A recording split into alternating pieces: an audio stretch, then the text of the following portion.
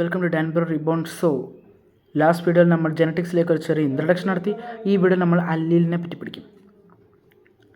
Characters in inheritable feature of an organism ആണ് character. അതിൻ്റെ alternative forms ആണ് trait. പക്ഷേ ജീനിനുമുണ്ട് ചില alternative forms. Every gene has 2 alternative forms of a character producing different effect. ഇതിൻ്റെ പേരാണ് അല്ലീൽ. ALLELE. ഓക്കെ. ജീൻ എന്ന് പറയുന്ന വേർഡ് ആദ്യമായി കോയിൻ ചെയ്ത സയൻറ്റിസ്റ്റിൻ്റെ പേരാണ് വിൽഹെൽം ജൊഹാൻസൺ. ക്രോമസോം കണ്ടുപിടിച്ച വാൾട്ടർ ഫ്ലെമിംഗ്. ജീൻ ആദ്യമായി കണ്ടുപിടിച്ചത് വിൽഹെൽം ജൊഹാൻസൺ ആണ്. Carriers of heredity basic unit ഏതാണ്? ക്രോമസോംസ് ആണ്. ക്രോമസോംസ് അത് ക്യാരിയേഴ്സ് ഓഫ് ഹെറിഡിറ്റി. പക്ഷേ ഡിറ്റർമൈൻ ചെയ്യുന്നത് ജീൻസ് ആണ്. അതിൻ്റെ ഉള്ളിലിരിക്കുന്ന ക്രോമസോംസിൻ്റെ ഉള്ളിലിരിക്കുന്ന ജീൻസ് ആണ്. ഞാൻ നേരത്തെ അല്ലീലിൻ്റെ കാര്യം പറഞ്ഞു. ആ അല്ലീലിൻ്റെ ഒരു എക്സാമ്പിളാണ് ടങ് റോളർ. ഇപ്പോൾ നിങ്ങൾക്ക് ടങ് റോൾ ചെയ്യാൻ പറ്റണമെങ്കിൽ അതിനൊരു കാരണം ഉണ്ടാവും. ടങ് റോൾ ചെയ്യാൻ പറ്റണില്ലെങ്കിൽ നിങ്ങൾ നിങ്ങളുടെ പുസ്തകത്തിൽ, എൻ്റെ പുസ്തകത്തിൽ പേജ് നമ്പർ 27 അത് ഒരു ബോയുടെയും ഒരു ഗേളിൻ്റെയും ഇമേജ് കണ്ടിട്ടുണ്ട്. ഒരാൾക്ക് if a person sticking out is tongue can roll it, other person female is a non roller. കാരണം അവൻ്റെ അല്ലീലിൽ അത് പറ്റണില്ല. പക്ഷേ ബോയുടെ കാര്യത്തിൽ അത് പറ്റുന്നുണ്ട്. ഇതിന് കാരണം 2 ഡിഫറെൻറ്റ് ടൈപ്പ് ഓഫ് അല്ലീൽസ് ഉണ്ട് ഒരു മനുഷ്യൻ്റെ ഉള്ളിൽ. അതാണ് ഡോമിനൻ്റ് അല്ലീലും റെസസീവ് അല്ലീലും. ഡോമിനൻ്റ് അല്ലീലിൻ്റെ പ്രത്യേകത എന്താണെന്നറിയോ? A kind of allele which expresses itself in the regardless of the presence of another allele. ഏതാണ്? റെസസീവ്. അപ്പോൾ ഡോമിനൻ്റും ഉണ്ട് റെസസീവും ഉണ്ട്. ഡോമിനൻ്റ് ആയിട്ടുള്ള അല്ലീലാണ് എന്ത്? Tongue roller. ഡോമിനൻ്റ് അല്ല റെസസീവ് ആണെങ്കിലാണ് അത് ടങ് റോളർ അല്ലാതെ വരുന്നത്, നോൺ ടങ് റോളർ. ഇപ്പോൾ എനിക്ക് ടങ് റോൾ ചെയ്യാൻ പറ്റില്ല, കാരണം എൻ്റെ അല്ലിൽ റെസസീവാണ്. ഡോമിനൻ്റ് എന്ന് പറഞ്ഞ അല്ലിൽ ഒരെണ്ണമെങ്കിലും ഉണ്ട്. 2 അല്ലിലുണ്ട്. ഒന്നെങ്കിൽ ഡോമിനൻ്റ് ആവാം, അല്ലെങ്കിൽ റെസസീവ് ആവാം. രണ്ടും ഡോമിനൻ്റ് ആണെങ്കിലും ഒരെണ്ണം ഡോമിനൻ്റ് ആണെങ്കിലും ഡോമിനൻ്റ് എക്സ്പ്രസ് ആവുള്ളൂ. കാരണം ഡോമിനൻ്റ് ആണ് എക്സ്പ്രസിങ് അല്ലിൽ, റെസസീവ് ആയിട്ടുള്ള അല്ലിൽ സപ്രസ്ഡ് ആവും. ഒരു ഡോമിനൻ്റ് അല്ലിലിൻ്റെ പ്രസൻസ് എങ്കിലും ഉണ്ടെങ്കിൽ റെസസീവ് കൊണ്ട് കാര്യമില്ല. അപ്പോൾ രണ്ടും ഡോമിനൻ്റ് ആണെങ്കിൽ ടങ് റോളർ ആയിരിക്കും. ഒരെണ്ണം ഡോമിനൻ്റ് ഒരെണ്ണം റെസസീവ് ആണെങ്കിലും റെസസീവ് എന്ത് പറ്റും? സപ്രസ്ഡ് ആവും. അപ്പോൾ ഡോമിനൻ്റ് എക്സ്പ്രസ് ആവും. അപ്പോൾ ആൾ ടങ് റോളർ ആവും. ഇനി ടങ് റോളർ അല്ലാതെ വരണമെങ്കിൽ ഇൻ മൈ കേസ് രണ്ടും റെസസീവ് ആണ്. മനസ്സിലായല്ലോ? അപ്പോൾ the allele which expresses itself even in the presence of another different allele recessive, അതാണ് ഡോമിനൻ്റ് അല്ലീൽ. ഇനി റെസസീവ് തന്നെയാണെങ്കിൽ അത് എക്സ്പ്രസ് ആവും. If both are recessive, recessive will express itself. If one is recessive and other is dominant, recessive will become suppressed. Dominant അത് express ആവും. അപ്പോൾ dominant is always the king. അപ്പോൾ ഏറ്റവും കൂടുതൽ പ്രയോറിറ്റി അതിൽ ഡോമിനൻ്റാണ്.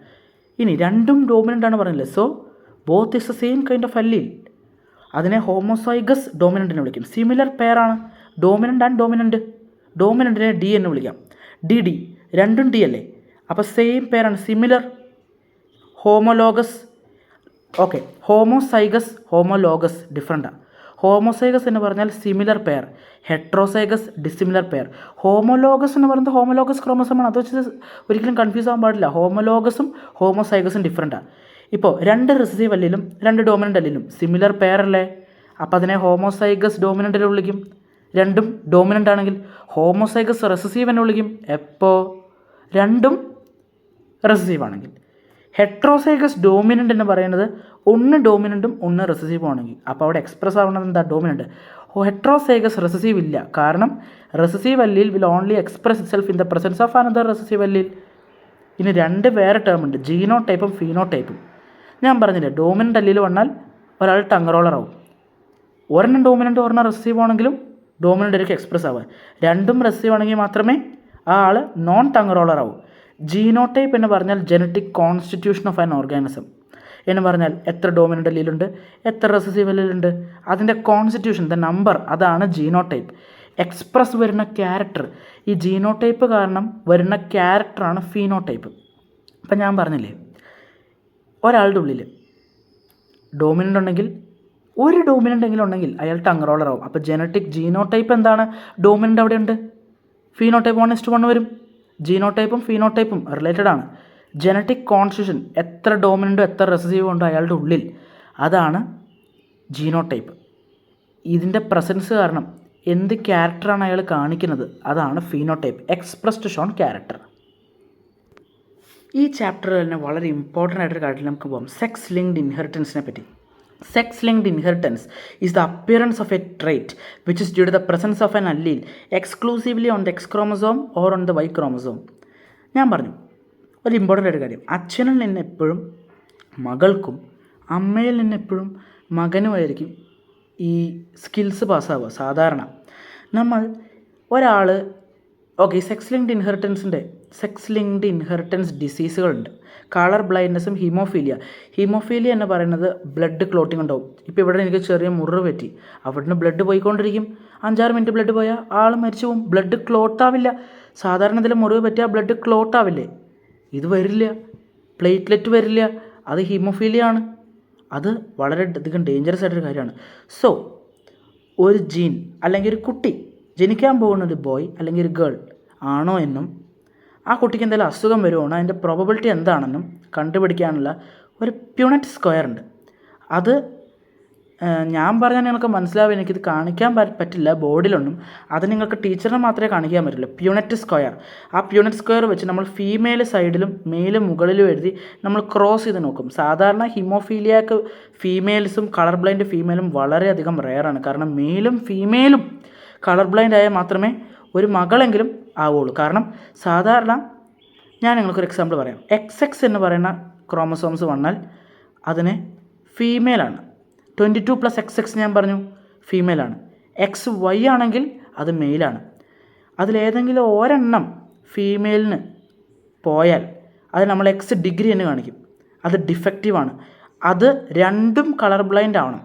Xഉം ഡിഫക്റ്റീവ് ആണെങ്കിൽ മാത്രമേ ഒരു ഫീമെയിൽ കളർ ബ്ലൈൻഡോ ഹീമോഫീലിയാക്കോ ആവുള്ളൂ. ഏതെങ്കിലും ഒരെണ്ണം ആണെങ്കിൽ നമ്മൾ ആ ഫീമെയിലിനെ കാരിയർ ഫീമെയിൽ എന്ന് വിളിക്കും, അല്ലെങ്കിൽ കാരിയർ ഡോട്ടർ എന്ന് പറയും. പക്ഷേ മെയിലിൻ്റെ കാര്യത്തിൽ വളരെ ഈസിയാണ്. അച്ഛൻ കളർ ബ്ലൈൻഡ് ആയാൽ മകൾക്ക് പെട്ടെന്ന് വരില്ല. പക്ഷെ അമ്മ കളർ ബ്ലൈൻഡ് ആണെങ്കിൽ, അല്ലെങ്കിൽ അമ്മ ഒരു കാരിയർ ആണെങ്കിൽ പോലും ഒരു മെയിലിന് ഡിസീസ് ക്യാച്ച് ചെയ്യാൻ വളരെ എളുപ്പമാണ്. കാരണം മെയിലിന് Xഉം Yയും ആണ്. ഒരു X മാത്രമേ ഉള്ളൂ. ആ X തന്നെ ഒരു ഡിഗ്രി ആയി കഴിഞ്ഞാൽ, അല്ലെങ്കിൽ X ഡിഗ്രി എന്തിനാണ് നമ്മൾ എഴുതുന്നത്? ഡിഫക്റ്റീവ് ആണെങ്കിൽ. If 1 X is becoming defective, the person is gone. ആൾക്ക് ഡിസീസ് വന്നു. ബട്ട് ഫീമെയിൽസിൻ്റെ കാര്യത്തിൽ അത് വളരെ റെയറാണ്. കാരണം they are having 2X chromosome. അതുകൊണ്ട് ഇതിനെ എക്സ് ലിങ്ക്ഡ് ഇൻഹെറിറ്റൻസ് എന്നും പറയും. ക്രിസ് ക്രോസ്, അമ്മയിൽ നിന്ന് മകനിലേക്കും അച്ഛനിൽ നിന്ന് ഫീമെയിലിലേക്കുമാണ് വരുന്നത്. അച്ഛൻ മാത്രം കളർ ബ്ലൈൻഡ് ആയിട്ട് കാര്യമില്ല, അമ്മയും കളർ ബ്ലൈൻഡ് ആയാൽ മാത്രമേ ഫീമെയിൽ കളർ ബ്ലൈൻഡ് ആവുള്ളൂ. പക്ഷേ അമ്മ ഒരു കാരിയർ ആണെങ്കിൽ തന്നെ ഫിനിഷ്ഡ്, തീർന്നു. ആരുടെ കാര്യം? Males, because they are having only 1 X chromosome. I think now we have understood about sex-linked inheritance. Sex-linked inheritance എന്ന് പറഞ്ഞാൽ appearance of a trait which is due to the presence of an allele exclusively on the X chromosome or on the Y chromosome. ഞാൻ പറഞ്ഞില്ല ഡോമിനൻറ്റും റിസസീവിനെ പറ്റി. ഇതിൽ just imagine ഡിഫക്റ്റീവായിട്ടൊരു allele, ഞാൻ നേരത്തെ പറഞ്ഞത് ഞാൻ വീണ്ടും നിങ്ങൾക്ക് മനസ്സിലായില്ല എന്നാണ് എനിക്ക് തോന്നുന്നത്. കാരണം ഒരു ഡിഫക്റ്റീവ് അല്ലീൽ ഫീമെയിലിനുണ്ടെങ്കിൽ ആ ഫീമെയിലിനെ നമ്മൾ കാരിയർ ഫീമെയിൽ എന്നാണ് വിളിക്കുക. ഒരു ഡിഫക്റ്റീവ് അല്ലീൽ ഫീമെയിലിനുണ്ടെങ്കിൽ ആ male will definitely be colour blind or haemophiliac. അച്ഛൻ നിന്നെ മകളിലേക്കെന്ന് പറഞ്ഞില്ല, അച്ഛനൊരു കളർ ബ്ലൈൻഡ് ആണെങ്കിൽ മോള് ചിലപ്പോൾ കാരിയറേ ആവുള്ളൂ. But if both male and female parent, അച്ഛനും അമ്മയും കളർ ബ്ലൈൻഡ് ആണെങ്കിൽ the baby boy and baby girl ഭൂരിഭാഗം കളർ ബ്ലൈൻഡ് ആവാൻ ചാൻസ് ഉണ്ട്. It's a colour blind family. It's so rare, it's not possible.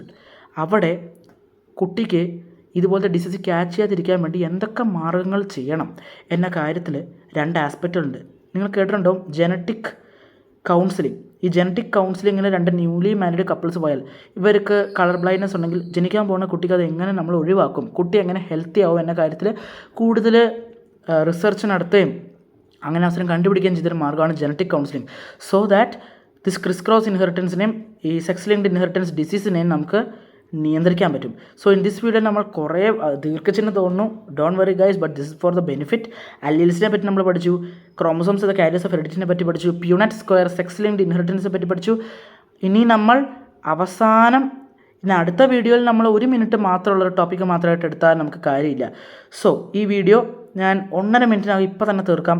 Mutation എന്ന് പറഞ്ഞ ടോപ്പിക്കും കൂടെ എടുത്തിട്ട് ഞാൻ നിങ്ങളോട് പറഞ്ഞിട്ടുണ്ട്, ഒരു മനുഷ്യന് 23 പേർ ക്രോമസോംസേ വരാൻ പാടുള്ളൂ, അല്ലെങ്കിൽ 43 chromosome. 23 pairs which means 46 chromosome. ഈ 46 ക്രോമസോമിൽ ഒരെണ്ണം കുറഞ്ഞാലോ കൂടിയാലോ ഇറ്റ്സ് വെരി ഡേഞ്ചറസ്. ആ അവസ്ഥയുടെ പേരാണ് mutation. Mutation is the sudden change in one or more genes or in the number or structure of chromosome. ക്രോമസോമിൻ്റെ നമ്പർ കുറയോ കൂടുകയോ ചെയ്താലും അതിൻ്റെ സ്ട്രക്ചറിലോ സൈസിലോ ഷേപ്പിലോ ചെറിയൊരു മാറ്റം വന്നാലും അത് വളരെ ഡേഞ്ചറസ് ആണ്. ആ അവസ്ഥയുടെ പേരാണ് mutation. MUTATION. Mutation alters the hereditary material of an organism cells. അതിൻ്റെ example sickle cell anaemia, radio radiation. Hiroshima Nagasaki atom bomb വീണപ്പോൾ നിങ്ങൾ ഓപ്പൺ ഹൈമർ കണ്ടിട്ടുണ്ടാവും. ആറ്റം ബോംബ് വീണപ്പോൾ കുറേ ഡിസീസുകൾ വരും. അവർക്ക് ലുക്കീമിയ, ക്യാൻസർ, ഇതെല്ലാം അവർക്ക് വരും. വളരെയധികം ഡേഞ്ചറസ് ആണ്. അത് 100,000 വർഷങ്ങൾ നീണ്ടു നിൽക്കും. That is causing problems in their genes. Mutation വരും. Number, structure, chromosomes causing abnormalities. അവസാനമായി സിക്കിൾ സെൽ അനീമിയ എന്ന് പറയുന്നത് നിങ്ങളുടെ റെഡ് ബ്ലഡ് സെല്ലിൻ്റെ സ്ട്രക്ചർ എന്താ? Biconcave disc like structure. പക്ഷേ ഇതൊരു സിക്കിൾ, അരിവാൾ പോലെ വരും. Sickle shape. It's dangerous because everything has a proper order. അതിൻ്റെ സ്ട്രക്ചർ മാറിപ്പോയാലോ ഷേപ്പ് മാറിപ്പോയാലോ വളരെയധികം ഡേഞ്ചറസ് ആണ്. അപ്പോൾ നമ്മൾ മ്യൂട്ടേഷനെ കുറിച്ചും പഠിച്ചു. Guys, even if this video took 11 or 12 minutes, you have finished this difficult chapter in biology. You got nothing to worry of. And so signing off, goodbye, sweet dreams, and also happy Easter.